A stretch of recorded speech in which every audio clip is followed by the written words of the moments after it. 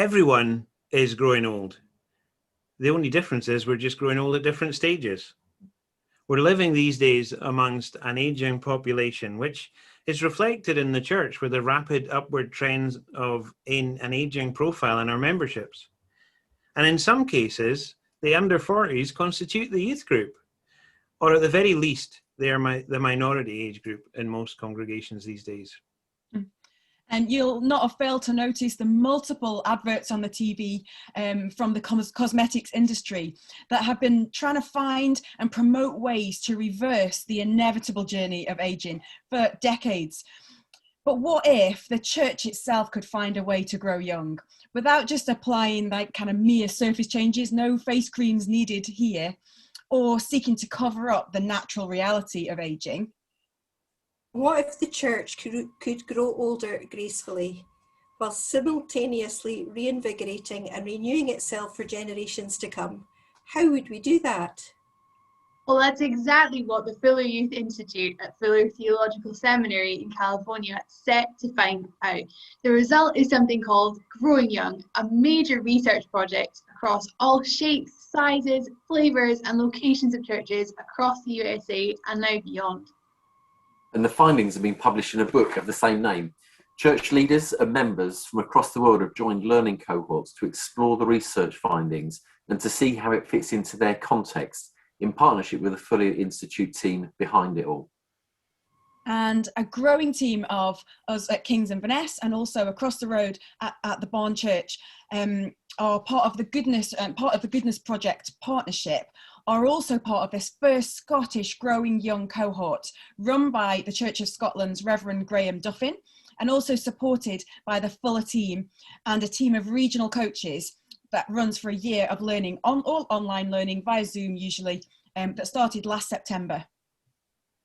And the Growing Young research, when it was done back in the States, identified 6 core commitments of culture that existed, and not just existed, but flourished in churches of all types who were found to be bucking the trend and growing young. I think over 250 churches at least were studied in the States of all different kinds. And we're going to tell you now, really quickly, what those 6 core commitments are. The first core commitment is unlocking key chain leadership. Instead of centralizing authority, we want to empower others, especially young people. Like when you learn to drive a car. You don't just throw a set of car keys, you teach them through the process until they're giving a set themselves and can drive off to the sunset. Now, the second core commitment is to empathize with today's young people. So that's instead of judging or criticizing or knowing all the answers or thinking back to how it was when any of us were young or a young person's age, it's actually to step into the shoes of this generation. So when we talk about empathy, we talk about feeling with young people. In other words, it's sitting on the curb of a young person's life, celebrating their dreams and grieving over their despair. To really get alongside them is to understand them, but not just to understand them, but to understand the world as they understand it. And so the next core commitment in our 6 commitments is to take Jesus's message seriously. And the research found that churches who committed to this, who take the message of Jesus seriously, talk less about abstract beliefs and things that are much harder to understand. And they talk more about Jesus Christ. They speak more about how to live right now and how to live with Jesus for today than what is to come in years to come in the future. And so these churches found that instead of inviting people into a church to follow a formula, they invite people into a life of fellowship, a life of relationship with Jesus himself. Okay. Fueling a warm community. Warmth is described by young people as being welcoming, accepting, belonging, authentic, hospitable, and caring, and being family for each other. So instead of focusing on worship styles or programs and events, the aim is to foster warm relationships with others of their own age or intergenerational relationships. getting alongside one another to know each other better. And it might look like having a coffee together and asking them about their week, or it might look like offering them a lift to church. Really, it's just about getting to know people a bit better. And an example of that would be maybe something like at the barn, we have our, after our all-age service, we have a lunch together. And so it might be consciously making an effort to sit next to a young person and just chatting to them and getting to know them a bit better. The fifth commitment is to prioritise young people and families everywhere.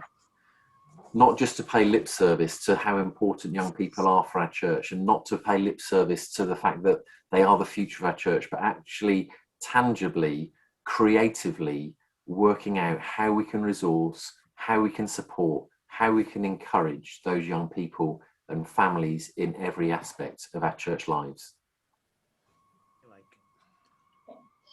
Be the best neighbours, being the best companions we can possibly be, no matter who our neighbour is. We all love a bit of privacy. We like being behind our walls, keeping ourselves to ourselves. But sometimes being a neighbour means stepping out of that comfort zone. Being a good neighbour involves looking out for others, taking interest in others, and walking in their shoes. Instead of condemning the world outside our walls, we're being encouraged to enable young people. We also have to encourage them to neighbour well, locally and globally, as well as ourselves.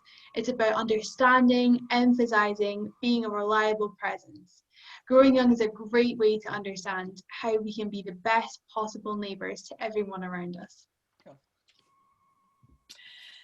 And so, in conclusion, as part of our own Growing Young journey, what we're asking everyone to do in our congregations is to complete a really short survey. It'll take maybe 10 or 15 minutes, just about how you feel about our church.